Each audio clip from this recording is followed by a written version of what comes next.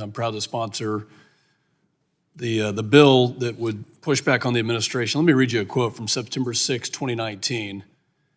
Kiddo, I want you to look at my eyes. I guarantee you, we're going to end fossil fuels. That was candidate Joe Biden. And to hear my colleagues on the other side of the aisle say this is not a ban, give me a break. The administration has used every weapon available for 3 years, and this is the latest, but this is the most egregious. Let's talk about the impact. And by the way, for a Democrat witness, I do agree it is measured. I actually say it's calculated. It's very calculated. This decision is very calculated. So let's just talk about the impact of what this will do to not only our domestic production, our country, our economy, but to the geopolitical scene. And I'll start with Mr. Rice. Thank you for your testimony today.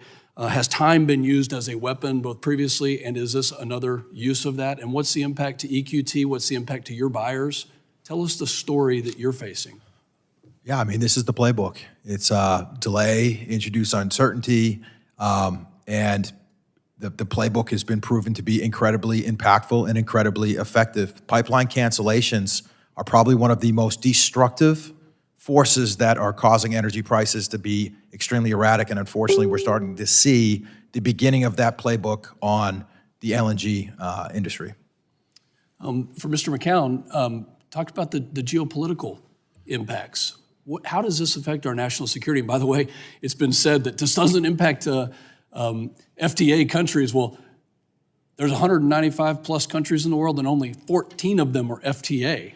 So let's just make that point, that's 7% of the countries. And the rest of them, and I'll get to a question from Ms. Giannetti, but talk to us about geopolitical and national security impacts. Yeah, well, it undermines that. I mean, it undermines American credibility, both from reassurances that were just recently given to countries, but more importantly than that, it potentially deprives our allies and friends of fuel sources they need for their own energy security. And if I may, real quickly, we study things to death, right? That's how you get rid of things. And so fool me once, fool me twice, KXL, DAPL, MVP. It's a little hard to take the administration at its word right now. I take them at their word when President Biden, before he was president, said he's going to kill fossil fuels. That's exactly what he intended to do, and this is the playbook. I'll talk to Mr. Cormier. It's been mentioned, environmental justice. Some of the colleagues on the other side of the aisle talked about it, but they have concerns there. What's your perspective on what LNG and what the opportunities in some of these export facilities and plants, like the Commonwealth project has for your community?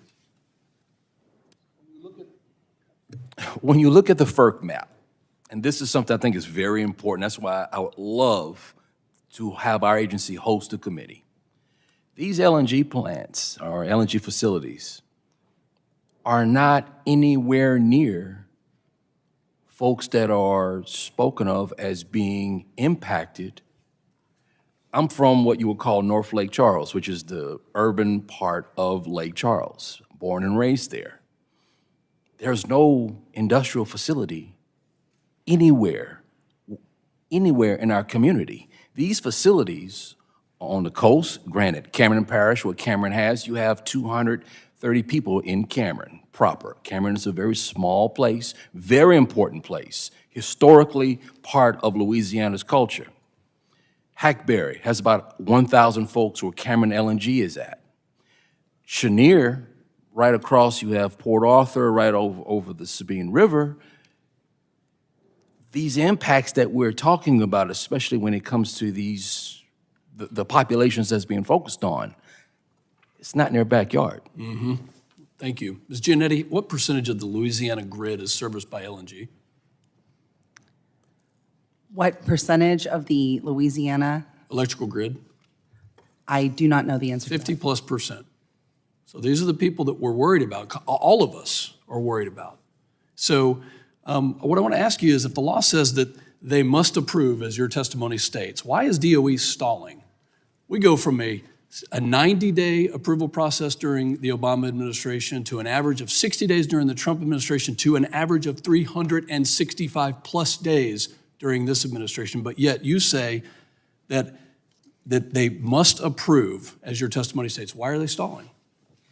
What I said, Congressman, is that DOE is required to approve FTA authorizations. It is not only within its right, but it's actually in the legal requirement for it to do a public interest assessment for an FTA. I think what we know is what candidate Biden said was he wanted to kill fossil fuels. And he's making good on that promise. And we are going to stand in the gap to push back on a really egregious, bad decision. That's why I'm proud to sponsor 7176, to push back on this administration and to strengthen our country's energy security because we know it's national security. Mr. Chairman, I yield back.